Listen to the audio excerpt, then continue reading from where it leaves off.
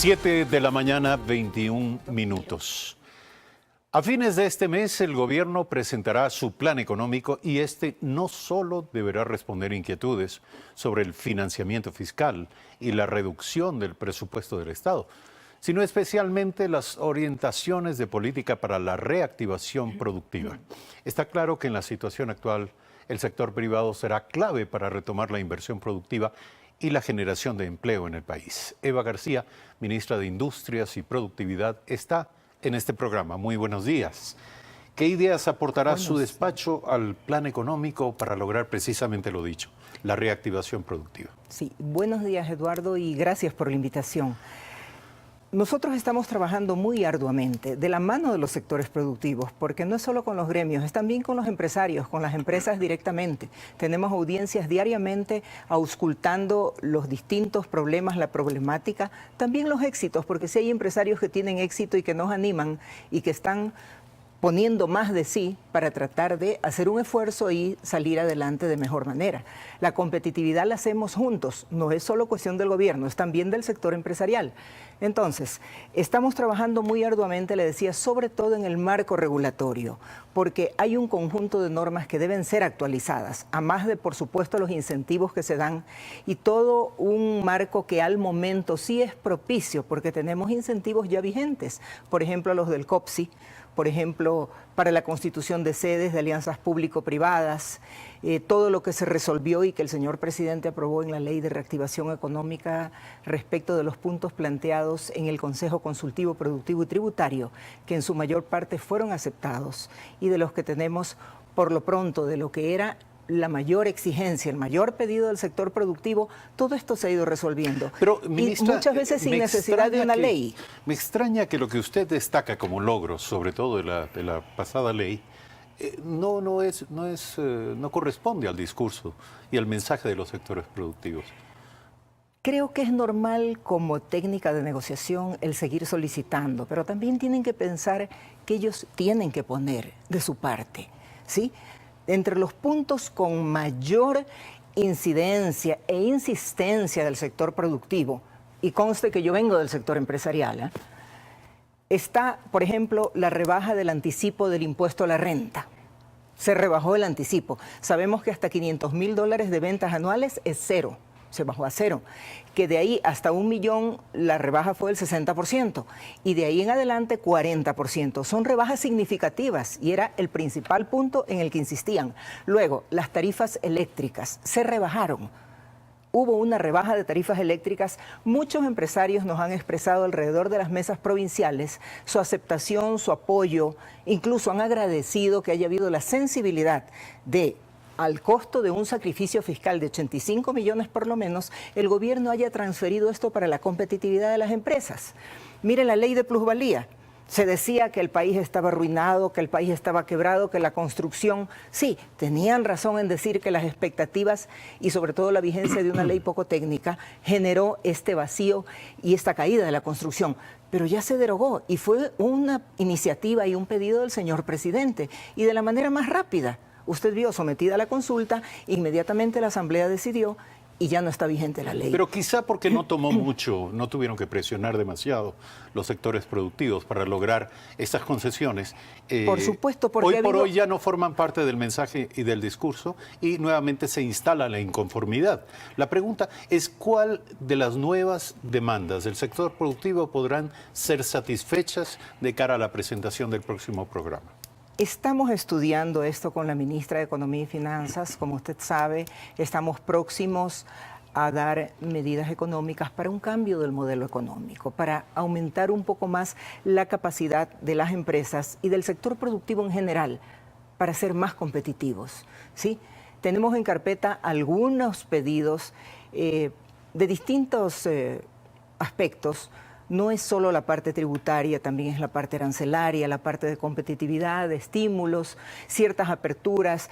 Por un lado, también considerando que debe haber una disciplina fiscal que no se mueva, que debe haber una sostenibilidad fiscal. Por supuesto que este es un tema que deberá abordar la ministra de Economía y Finanzas, pero en ese sentido hace un contexto de la economía. Y lo que decía al comienzo, estamos trabajando en un marco regulatorio para modernizar, por ejemplo, el COPSI, para que las alianzas público-privadas, las sedes, los polos de desarrollo industrial, los parques industriales, tengan una legislación más simple, más accesible, sin por ello desmerecer todas las consideraciones de riesgos que hay que considerar siempre. Uno de los reclamos, si me permite, señora ministra, uno de los reclamos de los empresarios tiene que ver con la coherencia y la coordinación.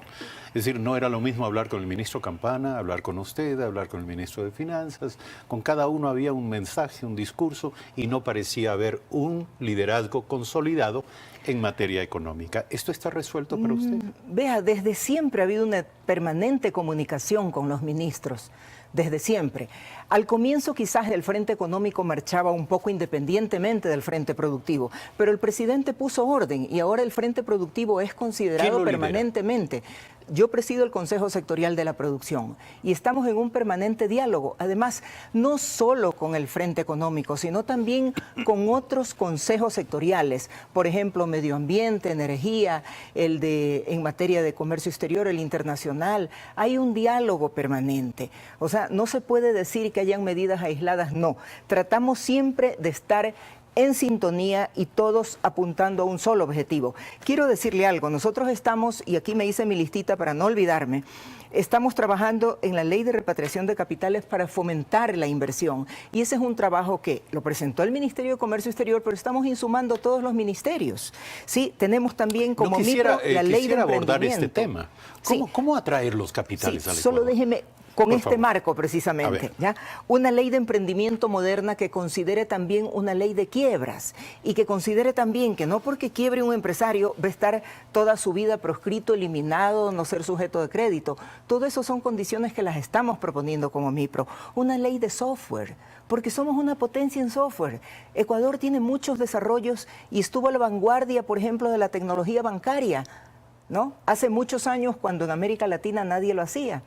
Entonces, estamos trabajando en esa ley de software, apoyándola, la ley de sedes y polos de desarrollo, la ley de alianzas público-privadas, pero esto es un trabajo que lo hacemos en conjunto con los otros ministerios, porque también muchas de estas leyes implican que en ciertas resoluciones va a haber un sacrificio fiscal y siempre tiene que estar considerado, por supuesto, el Ministerio de Economía y Finanzas. De allí la importancia de la coordinación, pero también la clave del éxito de estas políticas. Son políticas que si se producen en un contexto no amigable, no interesante, no van a tener el mismo efecto deseado.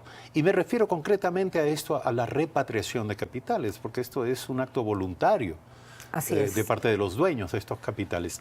¿Qué les van a decir para hacer atractivo la toma de decisión al respecto?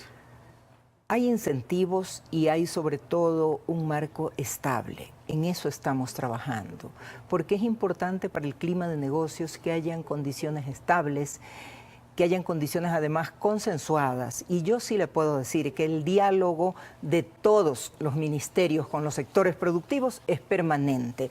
Nuestro ministerio es el Ministerio de la Industria y la Productividad, transversal a toda la economía. Y nosotros nos reunimos con empresarios de todos los sectores, con los ministros del Consejo Sectorial de la Producción, que significa Ministerio de Agricultura, Ministerio de Acuacultura y Pesca, Secretaría de Reconstrucción y el MIPRO. Hemos tenido una reunión muy extensa con la ministra de Economía y Finanzas el día viernes. Tuvimos una jornada de trabajo muy ardua donde se estableció algunos puntos, incluso se llegaron a establecer metas y lo que significa los impactos. Estamos recalculando impactos de acuerdo a la conversación con la ministra, de acuerdo a este diálogo, y nosotros esperamos que lo que va a salir como cambio del modelo económico existente va a ser muy positivo para las empresas, porque además usted sabe que un modelo no es que es bueno o es malo, hay que cambiarlo de acuerdo a las circunstancias y tiene que ser flexible para irse adaptando y tener mejores resultados. Bueno, la flexibilidad es indispensable en los tiempos que corren, pero también la estabilidad, es decir, la certidumbre. Y usted lo acaba de señalar como una de las claves del éxito de la actividad empresarial y de la actividad económica. La pregunta es, ¿el programa económico que se va a presentar a fines de este mes tiene un horizonte de visión de cuánto tiempo? Hace un instante estuvo aquí Daniel Legarda y él demandaba, reclamaba que se piense en 3 o 4 años plazo. ¿En qué plazo están pensando?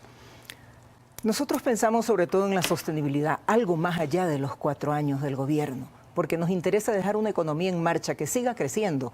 Y ese es el elemento indispensable que quizás muchos no lo están viendo. Muchos sectores ven solo el problema, lo inmediato, 1 año, 2 años. No, aquí se trata de tener una economía que crezca ahora y en el mediano y largo plazo. Ahora se están sentando las bases de cambios importantísimos, cambios estructurales que deben darse, porque hay sistemas en la economía que están funcionando con ciertos rasgos y ciertas directrices de hace 40 años. Eso tiene que modernizarse, eso tiene que cambiarse. Incluso, y este es un tema un poco álgido, incluso el cobro que debe hacer el Estado de los impuestos.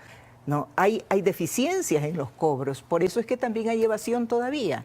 Entonces, imagínense, si queremos tener sostenibilidad fiscal, debemos tener ingresos eficientemente cobrados, ¿no? Evidentemente. Y también eficientemente utilizados. Por eso hablamos también de disciplina fiscal. Deudores. Así es, por eso también hablamos de disciplina fiscal. Lo que se está esperando es efectividad en el cobro. Así es, eso debe ser. Y mire, más que pensar en aumentar impuestos personalmente, y nosotros como ministerio siempre hemos abogado porque haya hasta una reducción de impuestos como un estímulo. Y en muchos de estos el presidente coincidió con nosotros desde la época del Consejo Consultivo Productivo y Tributario. Tal es así que, mire, se eliminó el impuesto a las tierras rurales y se están racionalizando muchos impuestos. Y yo sí creo que vamos por buen camino. Yo estoy optimista, creo que hay mucha receptividad, sobre todo del Ministerio de Economía y Finanzas. Seguiremos pendientes y además se incrementan, creemos, las expectativas en torno al contenido de este próximo programa económico. Señora ministra, gracias por aceptar la invitación a Primera Impresión.